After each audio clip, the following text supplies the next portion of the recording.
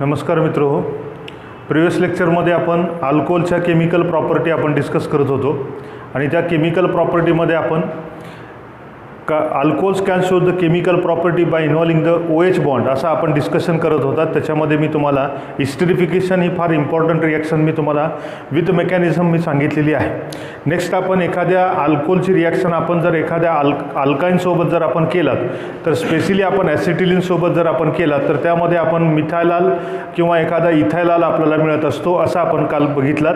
Next reaction आपण ज्याला म्हणतो by involving the oxygen and hydrogen bonds of alcohols. अल्कोहोलचा ऑक्सिजन आणि हायड्रोजनमधला बॉन्ड इन्व्हॉल्व करून जी केमिकल रिॲक्शन आपल्याला दाखवते ते तुम्हाला बोर्डासाठी आणि त्याचबरोबर आपल्याला एक NCERTनुसार ती एक सिंपल रिॲक्शन आपल्याला दिलेली आहे, पण ती महत्त्वाची आहे, लक्षात ठेवा। रिॲक्शन विथ ज्याला आपण म्हणतोय reaction with aldehydes and ketones यांच्यासोबत आपण जी रिॲक्शन आपण पाहतो तर ही रिॲक्शन आपल्याला थर्ड केमिकल प्रॉपर्टी आपल्याला पाहायला मिळते तर याच्यामध्ये आपण प्रॉपर्टी पाहत असताना when aldehydes can react with the excess amount or 2 molecules of alcohols and formation of corresponding acetal and ketones can form the any ketal असे आपल्याला दोन इम्पॉर्टंट प्रोडक्ट आपल्याला फॉर्मेशन होत असतात। ती रिॲक्शन सिंपल आहे, तर ती रिॲक्शन कशी होते पहा। अल्डिहाइडसोबत जर आपण बघितलात तर RC हा तुमचा डबल बॉन्ड O असेल, याला आपण काय म्हणू पहा, अल्डिहाइड असं आपण त्याला म्हणतो।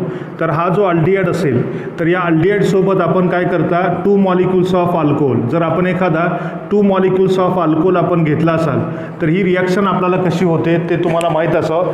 सिंपल आपण कंडेन्सेशन आपण हा प्रकार आपण करू शकता, ज्याच्यामध्ये आपल्याला हा ऑक्सिजन आयटम आणि त्याचबरोबर इथले 2 हायड्रोजन आयटम्स एकमेकासोबत कंबाईन होतात आणि त्यापासून तयार होणारा जो कंपाऊंड असेल तर त्या कंपाऊंडला आपण काय म्हणतोय पहा, तर याच्यानुसार हा R, हा C, हा H असेल आणि त्यानंतर तुम्हाला काय असेल पहा, हा OR असेल आणि हा OR असेल, यालाच आपण ॲसिटाल असं म्हटलं जातं।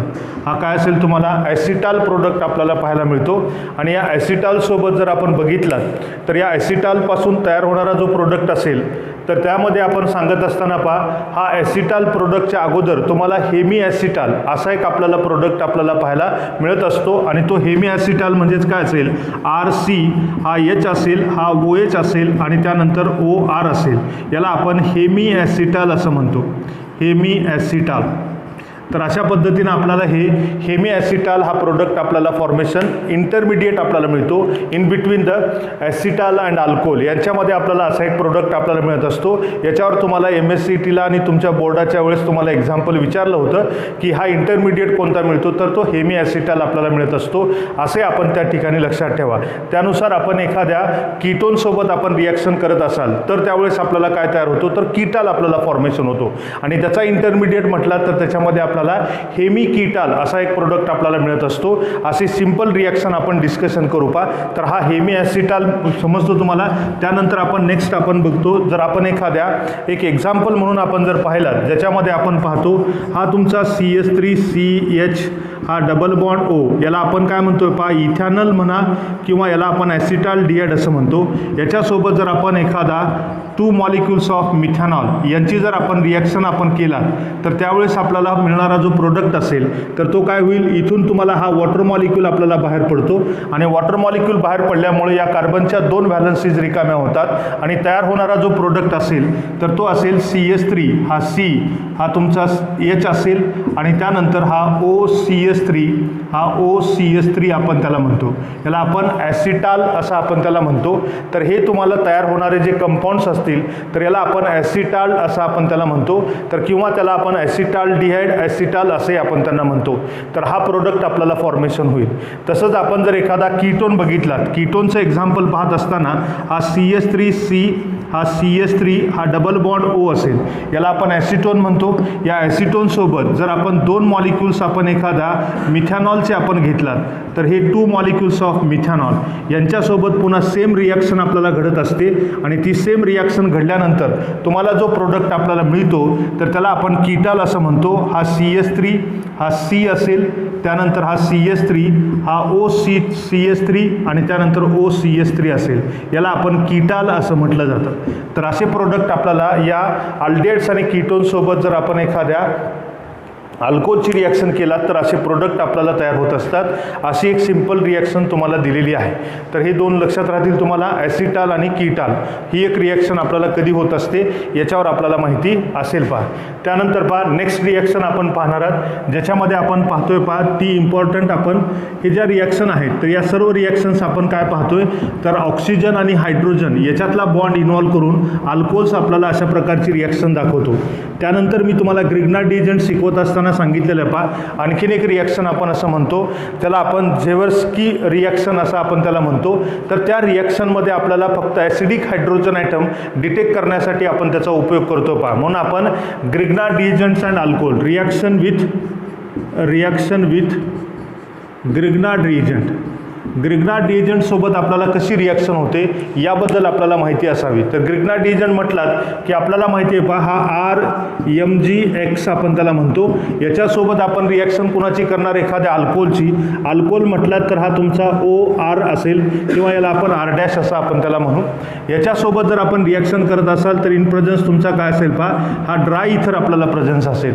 मग आता पहा हा तुमचा अल्कोहोल जो असेल तर तो ॲसिडिक असतो आणि ॲसिडिक कुणाला म्हणू शकतो, ज्यांच्यापासून आपल्याला H पॉझिटिव्ह अंश मिळतो. म्हणून आपण हा ॲसिडिक हायड्रोजन ॲटम या ग्रिग्नार्ड रिएजंट सोबत जर रिॲक्शन झाला तर त्यापासून तुम्हाला अल्केन किंवा हायड्रोकार्बन आपल्याला फॉर्मेशन होत असतो. ही गोष्ट तुम्ही शिकलेली आहे आणि त्यानुसार तुम्हाला तयार होतो पहा हा RH आणि त्यानंतर तुम्हाला हा MgX आणि हा OR आपल्याला हा प्रोडक्ट मिळतो, याला आपण अल्केन असं म्हटलं जातं. तर अशा पद्धतीनं आपण अल्कोहोलचं कन्व्हर्जन आपल्याला जर अल्केनमध्ये करायचं असेल तर ही एक रिॲक्शन आपण करू शकता. याला आपण अल्कोहोल असं म्हणू आणि हा तुमचा ग्रिग्नार्ड रिएजंट असेल. यापासून आपल्याला अल्केन फॉर्मेशन होत असतो आणि याच रिॲक्शनचा उपयोग आपण detection of acidic hydrogen atom detect करण्यासाठी आपण याचा उपयोग करतो.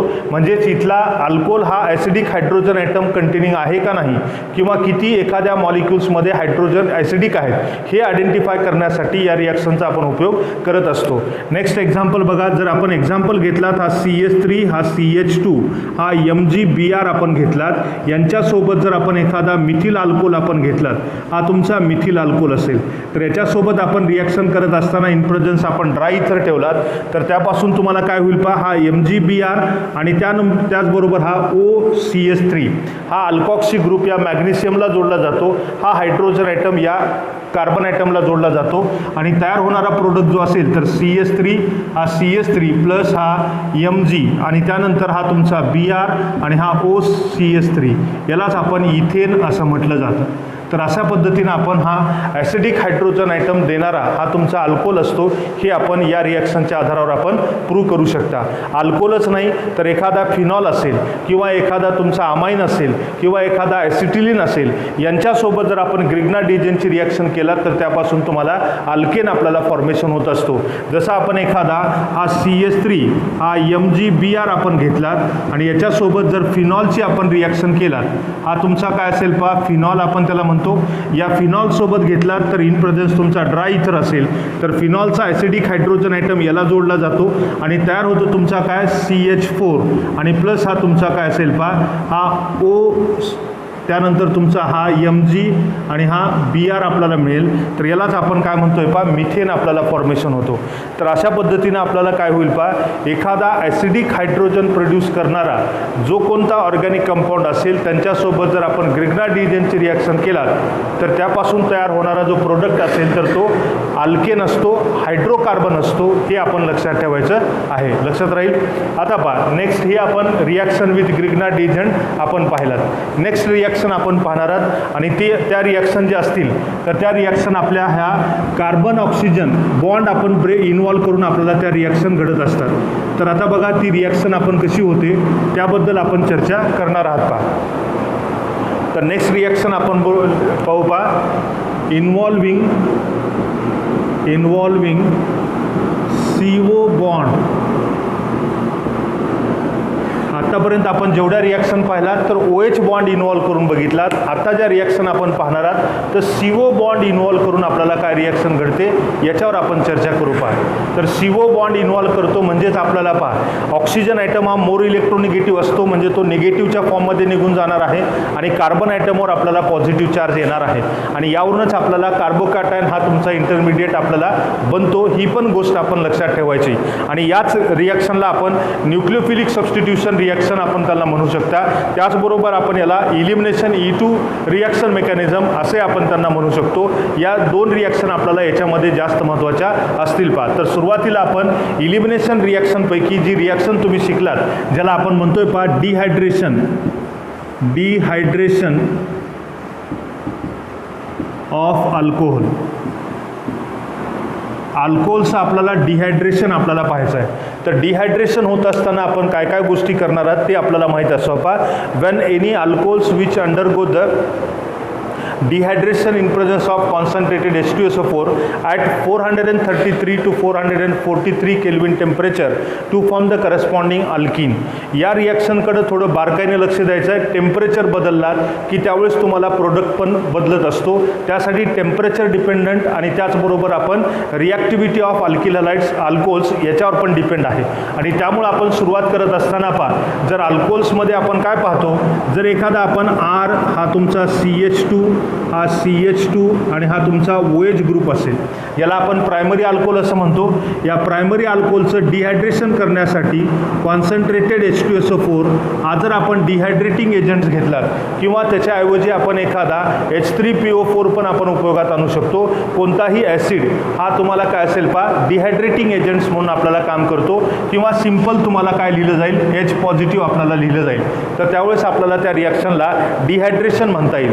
डिहायड्रेशन होत असताना जर तुम्हाला 433 टू 443 केल्विन टेम्परेचर आपल्याला दिलेलं असेल, म्हणजेच 160 degree to 170 degree Celsius temperature आपल्याला जर दिलेलं असेल तर त्यावेळेस आपल्याला याचं इलिमिनेशन होतं आणि या इलिमिनेशनमधून आपल्याला तयार होणारा प्रोडक्ट जो असेल तर त्याला आपण काय म्हणतोय पहा अल्किन असं म्हणतो. आता ही रिॲक्शन इलिमिनेशन होत असताना पहा या कार्बनला आपण अल्फा कार्बन म्हणतो कारण त्याला फंक्शनल ग्रुप जोडला आहे. याला आपण बीटा कार्बन म्हणतो. हायड्रोजन आयटम आपल्याला या बीटा कार्बन पासून निघतो आणि अल्फा कार्बन पासून OH ग्रुप निघतो आणि त्या दोघांमध्ये वॉटर मॉलिक्यूल फॉर्मेशन होतो आणि या दोन कार्बनमध्ये डबल बॉन्ड आपल्याला फॉर्मेशन होतो. यालाच आपण डिहायड्रेशनचा अर्थ लॉस ऑफ वॉटरचा लॉस होतो आणि त्यामधून तुम्हाला काय होईल पहा तर अल्किन फॉर्मेशन होत असतो. म्हणून आपण हा R हा CH डबल बॉन्ड हा तुमचा CH2 आणि प्लस हा तुमचा H2 असेल, यालाच आपण अल्किन असं म्हणतात. तर अशा पद्धतीनं आपल्याला हा अल्किन आपल्याला हा प्रोडक्ट मिळतो. या रिॲक्शनला आपण काय म्हणू शकता बीटा इलिमिनेशन असं म्हणतो आणि साधारणतः या रिॲक्शनचं मेकॅनिझम जे असेल तर ते E2 मेकॅनिझम आपल्याला साधारणतः पाहायला मिळेल. पहा, तर अशा पद्धतीनं आपण एखाद्या अल्कोहोलचं कन्व्हर्जन अल्किनमध्ये करण्यासाठी या डिहायड्रेशन ऑफ अल्कोहोलची आपण रिॲक्शन पाहत असता. if the temperature will be decreases then which converts into the ether, तो तुम्हाला काय होतो पहा इथरमध्ये आपल्याला कन्वर्ट होत असतो आणि त्यामध्येच आपण असं म्हणतोय पहा जर एखादा आपण अल्कोहोल घेतलात हा CH2OH आपण घेतलात बरोबर आहे आणि याला जर टेम्परेचर आपण देत असताना ते टेम्परेचर आपण पहा कॉन्सन्ट्रेटेड H2SO4 प्रेझेन्स असताना जर आपण 413 केल्विन टेम्परेचर आपण जर दिलात तर 413 केल्विन टेम्परेचर दिलात त्यापासून तुम्हाला याचे दोन मॉलिक्युल्स उपयोगात आणावे लागतात आणि तयार होतो तुमचा CH2 हा O हा CH2R, यालाच आपण काय म्हणू पहा इथर आपल्याला मिळतो आणि प्लस हा तुमचा वॉटर मॉलिक्युल्स आपल्याला बाहेर पडतो. या पण रिॲक्शनला आपण काय म्हणू डिहायड्रेशनच म्हणतो. पण इथं तुम्हाला डिहायड्रेशन होताना वॉटर मॉलिक्युल्स आपल्याला काय होतो दोन वेगळ्या मॉलिक्युल्समधून, म्हणजे जसं बा हा RCH2 हा OH आणि त्यानंतर दुसरा HO हा R असेल, यांच्यातला तुम्हाला काय होतो पहा हा वॉटर मॉलिक्युल्स आपल्याला बाहेर पडतो. म्हणजे दोन वेगळ्या मॉलिक्युल्समधून वॉटर मॉलिक्यूल बाहेर पडतो. म्हणून आपण या रिॲक्शनला आपण काय म्हणताय पहा इंटर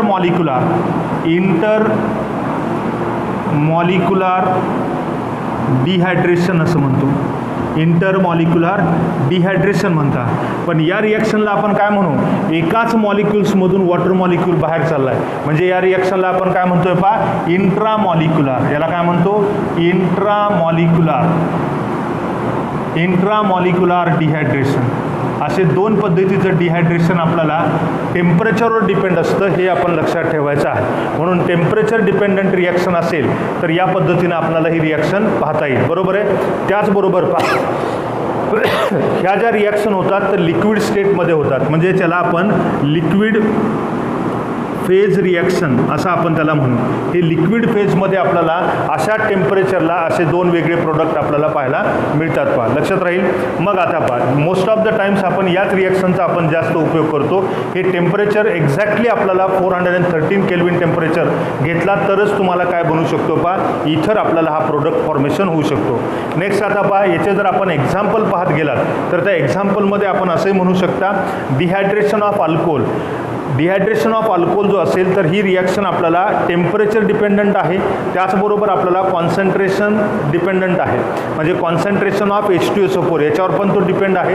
आणि त्यासाठी ते are explain on the basis of reactivity of different types of alcohol. मग आता या अल्कोहोलची रिॲक्टिव्हिटी जर आपण बघितलात तर during this reaction the reactivity or rate of reaction जे असेल तर ते आपल्याला काय पाहायला मिळेल. पहा, रेट ऑफ रिॲक्शन आपल्याला काय पाहायला मिळतो, तर कधी लक्षात ठेवा, tertiary alcohol is more reactive than the secondary than the primary alcohol. ही आपण रिॲक्टिव्हिटी ऑर्डर आपण कुणासाठी, डिहायड्रेशन ऑफ अल्कोहोलसाठी आपण लक्षात ठेवा.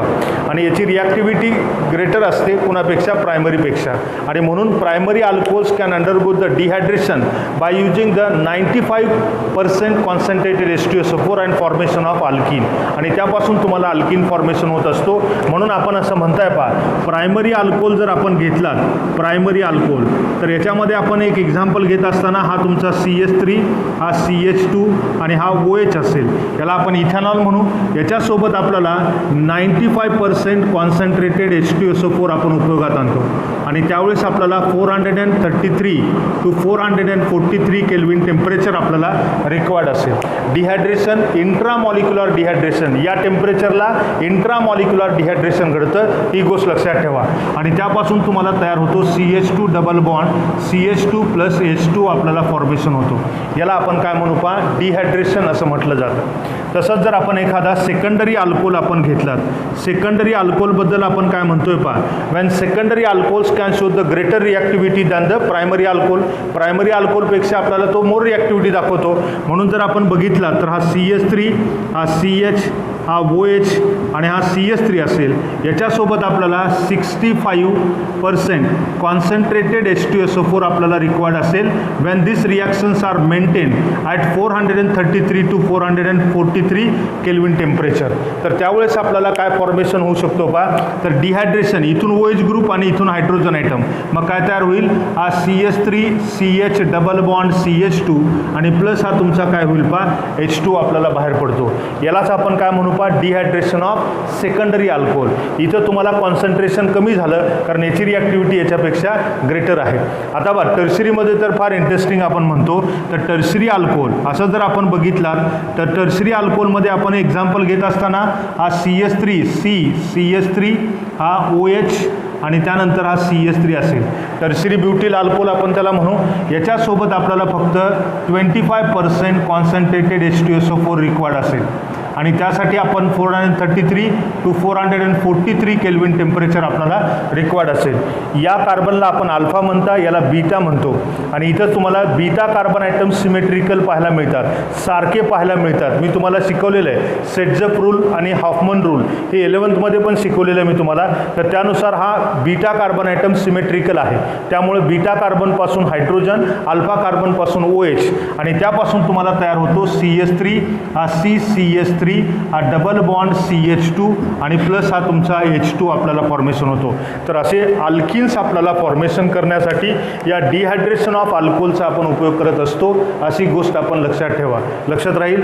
तर या टेम्परेचरला अल्किन फॉर्मेशन होतं, इंट्रामॉलिक्युलर डिहायड्रेशन होतं. जर 413 केल्विन टेम्परेचर घेतला तर इंटरमॉलिक्युलर डिहायड्रेशन होतं. हे आपण लक्षात ठेवायचं आहे, लक्षात राहील. आता पहा, याच्यामध्ये आपल्याला जी रिॲक्शन होते तर या रिॲक्शनमध्ये आपण काय पाहतोय पहा, तर या रिॲक्शनमध्ये आपल्याला रिॲक्शन होत असताना अल्किन फॉर्मेशन होतो. मग अल्किन फॉर्मेशन होताना इंट्रामॉलिक्युलर डिहायड्रेशन होतं. इंट्रामॉलिक्युलर डिहायड्रेशन जर होत असेल तर इथं आपल्याला एकतरी सेटजेफ रूलनुसार किंवा आपण हॉफमन रूलनुसार आपण करतो. आणि तुम्हाला करेक्ट माहिती आहे की हॉफमन रूल्सनुसार आपण जर रिॲक्शन करत असाल तर त्याला आपण इव्हन मेकॅनिझम असं म्हणतो. आणि जर सेटजेफ रूलनुसार जर आपण प्रोडक्ट मिळवत असाल तर त्यांना आपण E2 मेकॅनिझम असं म्हटलं जातं. आणि त्यासाठी आपण हे जे मेकॅनिझम असेल तर याला आपण E2 मेकॅनिझम असं म्हटलं जातं. इथंपर्यंत कळतंय. आता बघा, नेक्स्ट मी तुम्हाला सेटजेफ रूल आपला नुसार एक एक्झाम्पल आपण त्याच्यामध्ये पाहू पहा. तर या डिहायड्रेशन ऑफ अल्कोहोलमध्ये सेटजेफ रूल आपण पाहणार आहोत. तर सेटजेफ रूल आपल्याला कधी वापरायचा आहे? If the 2 beta carbon items are unsymmetrical. जर बीटा कार्बन आयटम जर आपल्याला अनसिमेट्रिकल असतील तर त्यावेळेस आपण हा सेटजेफ रूल आपण उपयोगात आणायचा आहे. If beta carbon items are differents, तर त्यावेळेस आपल्याला रिॲक्शन रूल कोणता वापरायचा? सेटजेफ रूल वापरायचा. सेटजेफ रूल आपल्याला काय सांगतो तर तुम्हाला माहिती आहे पहा, eliminate the hydrogen atom from that beta carbon atoms which carry the least number of hydrogen item.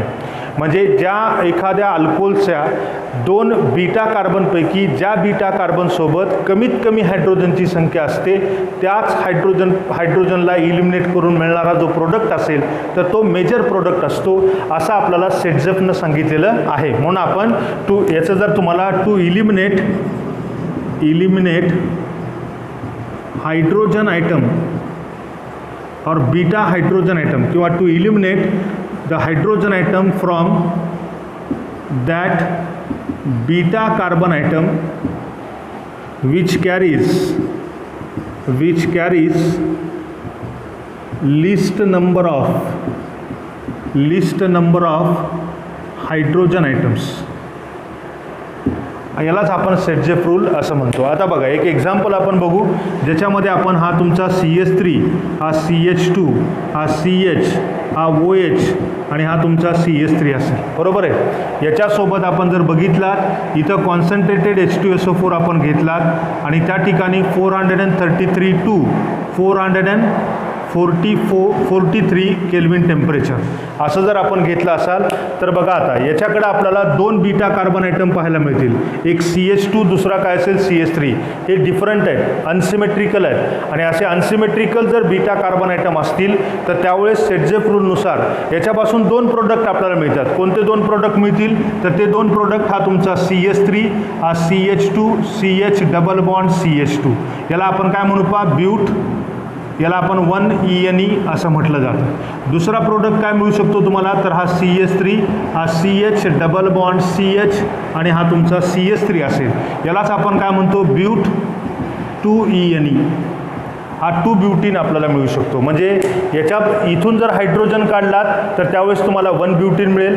इथून जर हायड्रोजन आपण काढलात आणि OH ग्रुप इथून काढलात तर काय मिळतो तुम्हाला, 2 ब्युटीन आपल्याला मिळतो.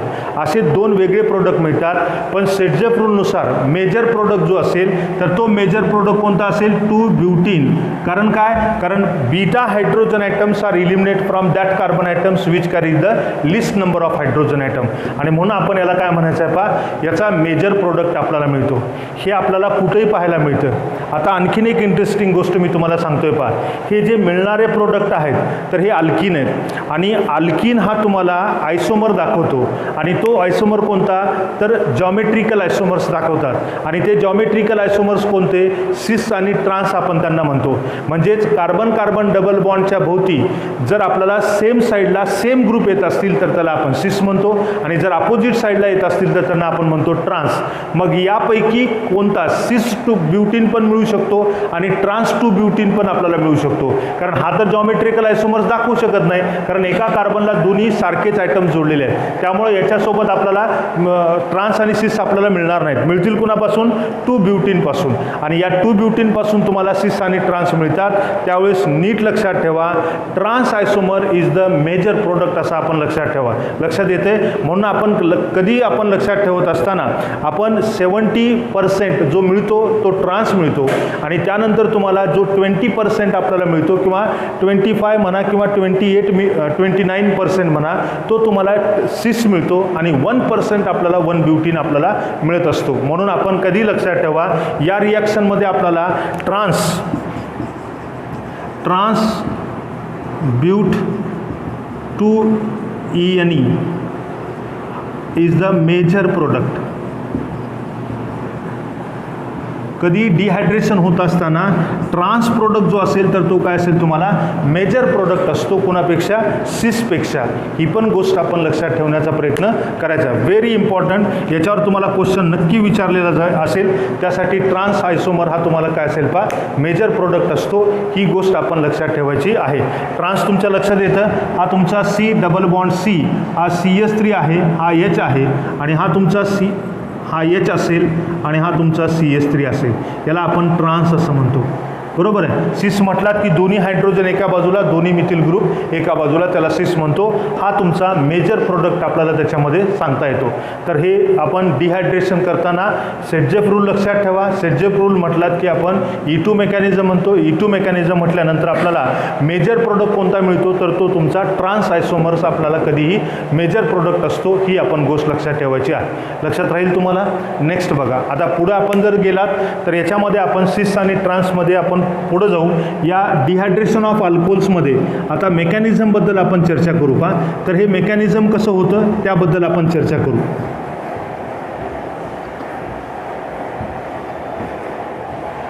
तर आता पहा मेकॅनिझममध्ये आपण काय सांगता पहा. सिंपल मेकॅनिझम आहे. तर मेकॅनिझममध्ये आपण पहिल्यांदा बघितलात की तुमचा H2SO4 जो असेल तर हा तुम्हाला काय मिळतो तर H positive plus HSO4 negative आपल्याला बनवतो. म्हणजे हा ॲसिडिक हायड्रोजन आपल्याला देतो. बरोबर आहे. म्हणून आपण पहिल्यांदा पहिली जी स्टेप असेल तर त्याला आपण प्रोटोनेशन असं म्हणतो. याला आपण स्टेप नंबर फर्स्ट आपण बघितलात. स्टेप नंबर फर्स्टमध्ये आपल्याला काय होईल पहा प्रोटोनेशन ऑफ अल्कोहोल. अल्कोहोलचं आपल्याला काय मिळेल पहा प्रोटोनेशन होईल. बरोबर. मग आता प्रोटोनेशन म्हणजे ॲडिशन ऑफ प्रोटॉन.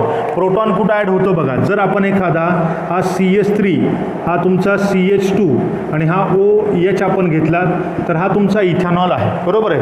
आता हा जो इथॅनॉल असेल तर या इथॅनॉलसोबत पहिल्यांदा प्रोटॉन आपल्याला कोण देणार आहे तर हा कॉन्सन्ट्रेटेड H2SO4 देणार आहे. त्यामुळे आपल्याला इथले इलेक्ट्रॉन पेअर कुणाकडे जातील प्रोटॉनकडे. प्रोटॉन इथं ॲड होतो आणि तयार होतो प्रोटोनेटेड अल्कोहोल. हा तुमचा CH3 हा CH2 आणि हा तुमचा काय मिळेल पहा ऑक्सिजन हा हायड्रोजन याच्यावर पॉझिटिव्ह चार्ज असेल, एक लोन पेअर ऑफ इलेक्ट्रॉन असतील. हा अनस्टेबल होईल. बरोबर आहे. अनस्टेबल असल्यामुळं काय होतं नेक्स्ट स्टेपमध्ये काय होतं वॉटर मॉलिक्यूल आपल्याला रिमूव्ह होतो. म्हणजेच इथं काय होणार आहे हा अनस्टेबल असल्यामुळं इथले इलेक्ट्रॉन कोण घेऊन जातो हा ऑक्सिजन आपल्याला घेतो आणि त्यामुळं तुम्हाला काय तयार होईल पहा हा CH3 हा CH2 हा पॉझिटिव्ह आणि त्यालाच आपण काय म्हणतो हा वॉटर मॉलिक्यूल आपल्याला मिळतो. बरोबर आहे. तर आता ही रिॲक्शन फार महत्त्वाची आहे. याला आपण सेकंड स्टेप म्हणू. स्टेप नंबर सेकंड आपण त्याला म्हणता काय म्हणतो फॉर्मेशन ऑफ कार्बोकॅटायन. आता कार्बोकॅटायन आपल्याला फॉर्मेशन होत असतो. बरोबर आहे. तर ती रिॲक्शन मी पुन्हा एकदा सांगतोय. इथं तुमचा प्रोटोनेटेड अल्कोहोल आहे CH3 CH2 हा OH हा H असेल हा पॉझिटिव्ह असेल. याच्यामध्ये आपल्याला काय होईल प्रोटोनेशन होतं. प्रोटोनेशन म्हणजे तिथले इलेक्ट्रॉन डिहायड्रेशन होतं म्हणजे वॉटर मॉलिक्यूल निघून जातो आणि इथं इलेक्ट्रॉन जर ऑक्सिजन घेऊन जात असेल तर कार्बनवर कोणता चार्ज येईल पॉझिटिव्ह चार्ज आणि म्हणून आपल्याला काय तयार होतो पहा CH3 हा CH2 पॉझिटिव्ह आपल्याला मिळतो आणि हा तुमचा वॉटर मॉलिक्यूल आपल्याला मिळतो पहा. यालाच आपण कार्बोकॅटायन म्हणू. हा कार्बोकॅटायन आपल्याला बनला आणि तुम्हाला माहिती आहे पहा any chemical reactions which can form the carbocation as a intermediate species which undergo the rearrangement आणि त्यावेळेस आपल्याला त्याचं काय होतं पहा रिअरेंजमेंट होतं. आता इथं तुम्हाला रिअरेंजमेंट होण्याचा प्रश्न येत नाही ही पण आपल्याला गोष्ट माहिती आहे आणि त्यामुळं आपण काय करतोय पहा थर्ड स्टेपमध्ये आपण काय पाहतो. थर्ड स्टेपमध्ये आपल्याला काय होईल तर याच्यातला तुम्हाला डिप्रोटोनेशन होतो. याच्यातला काय होतो डिप्रोटोनेशन होतो. डिप्रोटोनेशन होतो म्हणजे काय होईल डिप्रोटोनेशन आता डिप्रोटोनेशन आपण कुणाला म्हणतो तर रिमूव्हल ऑफ प्रोटॉन, म्हणजे ज्याला आपण CH3 हा CH2 पॉझिटिव्ह आहे आणि याच्यामध्ये डिप्रोटोनेशन म्हणजे तुमचा बीटा हा अल्फा कार्बन, याला आपण बीटा कार्बन म्हणतो. हा तुमचा हायड्रोजन H पॉझिटिव्ह बाहेर पडतो, इथं तुमचा काय तयार होईल निगेटिव्ह चार्ज बनतो आणि तयार होतो तुमचा हा CH2, म्हणजे काय तयार झाला CH2 निगेटिव्ह आणि हा तुमचा CH2 पॉझिटिव्ह आणि ह्या दोघांमध्ये आपल्याला काय होईल मग फॉर्मेशन ऑफ डबल बॉन्ड. इथं तुम्हाला CH2 डबल बॉन्ड CH2 आपल्याला इथिन आपल्याला फॉर्मेशन होत असतो. तर अशा पद्धतीनं आपण हे मेकॅनिझम आपण त्याच्यामध्ये सांगू शकता. तर असं आपण this is the mechanism of dehydration of alcohol. समजते. तर आता बघा कार्बोकॅटायन फॉर्मेशन होतो म्हटलं की त्याच्यामध्ये काय व्हायला पाहिजे रिअरेंजमेंट आपल्याला पाहायला मिळायला पाहिजे आणि त्यामुळे आपण एक रिॲक्शन आपण करू आणि मग आपण ही डिहायड्रेशन ऑफ अल्कोहोल हा कन्सेप्ट आपल्याला इथं संपवतो. नेक्स्ट आपण याच्यामध्ये आपण एक एक्झाम्पल घेतोय. कार्बोकॅटायन फॉर्मेशन होत असेल तर याचा अर्थ आपण काय म्हणू शकता कार्बोकॅटायन फॉर्मेशन होत असेल तर रिअरेंजमेंट नक्की होणार आहे. म्हणून आपण कार्बोकॅटायन फॉर्मेशन होणारा आणि रिअरेंजमेंट होणारा एक अल्कोहोल आपण घेऊ. पहा तो अल्कोहोल कोणता पहा.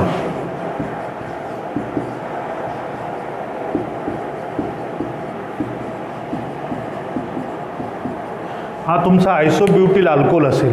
आयसोब्युटिल अल्कोहोल सोबत आपण काय करतोय पहा पहिल्यांदा प्रोटोनेशन करा. प्रोटोनेशन म्हटलात की इलेक्ट्रॉन पेअर इथे येतील, तयार होईल तुमचा CH3 हा तुमचा CH3 हा CH2 हा OH आणि हा H असेल, हा पॉझिटिव्ह चार्ज आपल्याला मिळाला.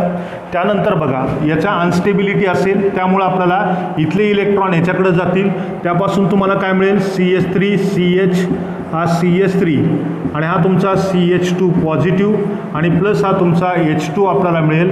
यालाच आपण आयसोब्युटिल कार्बोकॅटायन असं आपण त्याला म्हणू. पण हा प्रायमरी आहे. याच्या ॲडजस्टंटला तुम्हाला काय असेल पहा एक हायड्रोजन आयटम असणारा हायर डिग्रीचा कार्बन आयटम आहे. मग त्याच्यामध्ये रिअरेंजमेंट होणार, मग याच्यामध्ये रिअरेंजमेंट होते रिअरेंजमेंट. आणि रिअरेंजमेंट कसं करायचं मी बऱ्याच वेळेस तुम्हाला बरेच एक्झाम्पल आपण केलात त्यानुसार पहा. हा तुमचा CH3 हा CH हा CH3 याच्यामध्ये आपल्याला काय होणार आहे इथला हायड्रोजन जो असेल तर हा हायड्रोजन आयटम मायग्रेट होतो. यालाच आपण 1,2 शिफ्ट ऑफ हायड्राईड बरोबर आहे. आणि त्यानुसार तुम्हाला काय मिळेल पहा हा CH इथं 3 झाला, हा पॉझिटिव्ह तयार झाला बरोबर आहे. आता मग काय होईल इथं जर तुम्हाला अनसिमेट्रिकल कार्बन बीटा कार्बन येत असतील तर मग सेटजेफ रूलनुसार करा आणि जर सिमेट्रिकल येत असतील तर एनी कार्बनपासून आपण हायड्रोजन इलिमिनेट करू शकतो. मग इथं डिप्रोटोनेशन होतं, मग इथला हायड्रोजन आयटम आपण काढता बरोबर आहे. हा हायड्रोजन आयटम काढलात तर त्यावेळेस तुम्हाला इथं निगेटिव्ह चार्ज होईल आणि त्यापासून तुम्हाला तयार होईल पहा CH3 C हा तुमचा CH3 डबल बॉन्ड हा तुमचा CH2 असं आपल्याला तयार होतं. हे रिअरेंजमेंट आपल्याला या पद्धतीनं आपल्याला घडतं. यातून तुम्हाला आयसोब्युटीन आपल्याला मिळतो. तर हे लक्षात येतं तुम्हाला. तर हा प्रोडक्ट आपल्याला तयार होताना इथं पण तोच प्रोडक्ट आपल्याला मिळू शकतो, पण रिअरेंजमेंट कसं होतं हे पण आपण लक्षात घेण्याचा प्रयत्न करायचा आहे. पहा लक्षात राहील. तर असे वेगवेगळे एक्झाम्पल्स तुम्ही करताल पहा, तर ज्याला आपण डिहायड्रेशन ऑफ अल्कोहोल असं म्हणू. नेक्स्ट बघा आता याच्यामध्ये आपण काय म्हणतोय पहा हे आपण लिक्विड फेजमध्ये आपण ह्या रिॲक्शन आपण पाहतो पहा.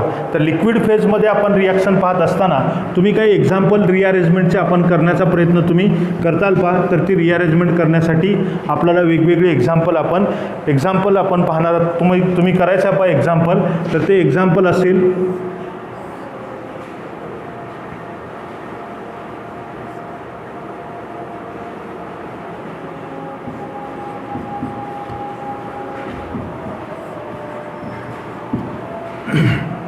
तर याच्यामध्ये कॉन्सन्ट्रेटेड H2SO4 आणि हा तुमचा 433 केल्विन टेम्परेचर बरोबर आहे.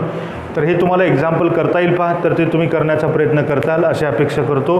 नेक्स्ट आपण एक्झाम्पल आपण पुढं एक छोटीशी कन्सेप्ट आहे या डिहायड्रेशनच्या संदर्भात आणि ती डिहायड्रेशनच्या संदर्भात काय असेल बघा, ज्याच्यामध्ये आपण म्हणतोय पहा vapour phase alcohol. Vapour phase कंडिशनमध्ये जर आपण रिॲक्शन करत असाल तर then this dehydrations are takes place by using the catalyst. त्या ठिकाणी डिहायड्रेटिंग कॅटलिस्ट आपण उपयोगात आणतो ज्याला आपण ॲल्युमिना असं म्हटलं जातं. म्हणजेच आता बघा ज्याला आपण म्हणतो Al2O3 आणि ज्यावेळेस आपण 633 केल्विन आपण टेम्परेचर उपयोगात आणलात तेव्हा तुम्हाला अल्कीन फॉर्मेशन होत असतो. म्हणजे कसा बघा, हा तुमचा CH3, हा CH2 आणि हा OH ग्रुप असेल आणि इथं आपण Al2O3 633 केल्विन टेम्परेचर असं जर आपण घेतलं असाल तर त्यावेळेस हे व्हेपर फेजमध्ये असतो, हे लक्षात ठेवा. व्हेपर फेज म्हणजे तो गॅसियस फॉर्ममध्ये असला पाहिजे आणि त्यापासून तुम्हाला काय बनेल पा CH2 double bond CH2 plus हा तुमचा H2 आपल्याला मिळतो. बरोबर आहे. तर हे व्हेपर फेजमध्ये पण आपल्याला ही रिॲक्शन आपल्याला पॉसिबल आहे. पण ते कधी असेल, जेव्हा हायर टेम्परेचरला असेल. आणि जर याच्यापेक्षा आपण कमी घेतला तर त्यापासून तुम्हाला अल्किल हायड्रोजन सल्फेट आपल्याला मिळतो किंवा इथर आपल्याला फॉर्मेशन होत असतो, असे आपण लक्षात ठेवा. तर ही आपण या डिहायड्रेशन ऑफ अल्कोहोलबद्दल आपल्याला हे डिटेलमध्ये आपल्याला दिलेलं आहे. तर अशी एक डिहायड्रेशनची रिॲक्शन तुम्हाला लक्षात येईल. तर आजच्या लेक्चरमध्ये एवढंच. आपण नेक्स्ट लेक्चरमध्ये आपण 2-3 एक्झाम रिॲक्शन फार महत्त्वाचे आहेत, ते आपण नेक्स्ट लेक्चरमध्ये आपण घेऊ.